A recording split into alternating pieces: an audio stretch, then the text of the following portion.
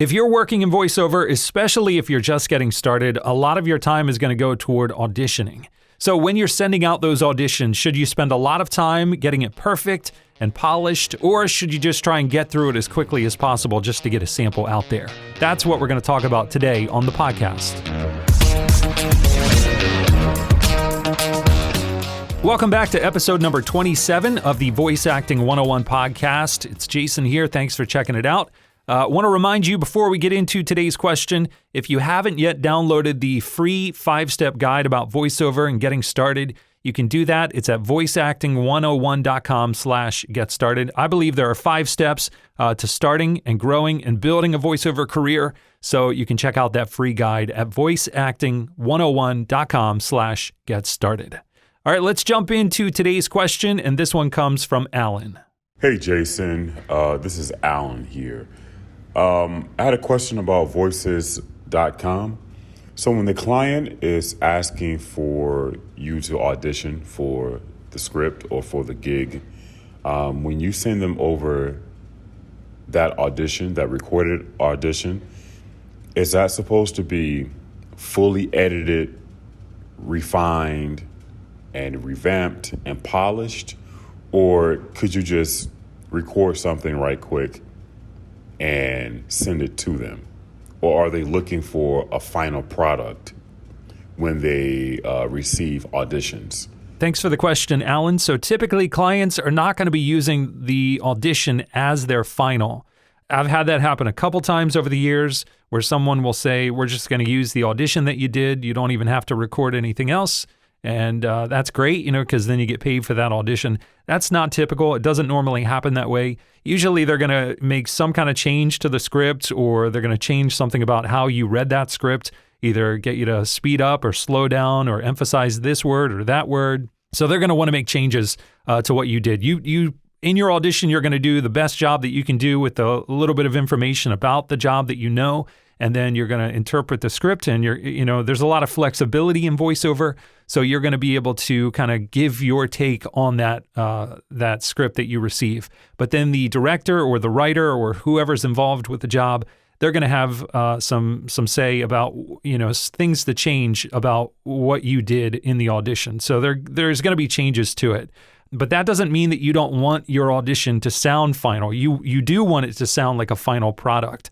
And, I've seen some castings over the years, and they will say you have to record the audition in the same studio that you'd be recording the final product. And that's because I guess at some point somewhere, some people were recording auditions in great studios and great environments, and it sounded great. And then they were switching it up and recording the final on their phone or something like that. A client doesn't want to bait and switch. They want to know exactly what they're getting when they hire you.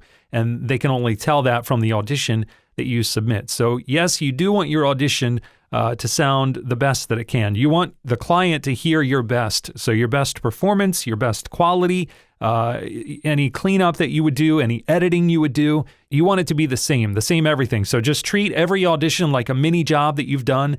So you're putting your best out there, and that's going to increase the odds of you actually getting that job. And then the client is going to know exactly what they can expect if they were to hire you. So that may sound like a lot if you have to do that to every single one. Over time, you're going to become faster at that. For the audition itself, I wouldn't record more than 30 seconds of the script for an audition. Most likely, within a few seconds, they're going to know whether or not you're the voice for the project that they're casting. And up to 30 seconds just gives them a little bit more to listen to. So I wouldn't go beyond 30 seconds when you're auditioning. And all that cleanup and all the editing and anything that you want to do to it to finalize it to make it sound its best, and recording it and interpreting it should only take about 2 to 3 minutes to do. Once you're used to doing it and you know exactly how to do it.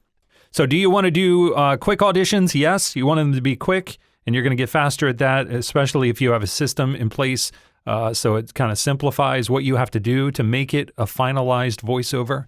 And you want it to sound the best that you can. So you definitely want to take the time to make it sound your best. Make it the best representation of what you can offer that client if you were hired to do that job.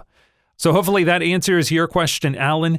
Don't forget, if you have a question, maybe it's about auditioning, maybe it's about something else related to voiceover, let me know. You can send it in at voiceacting101.com/ask. If you have a few questions, try to split them up in separate files so we don't have like 4 questions in one audio file. And that's at voiceacting101.com/ask. All right, thanks for checking out this episode of the podcast. I'll talk to you next time. Have a great week. Hey, thanks for checking out this episode of the podcast. If you want to see another video, there's one waiting for you right here, or you can subscribe to the YouTube channel down in the corner. Or if you want to learn the 5 steps to becoming a voice actor, check out this free guide. It's available to download from voiceacting101.com/get started. All right, that's it. I'll talk to you next time. See ya.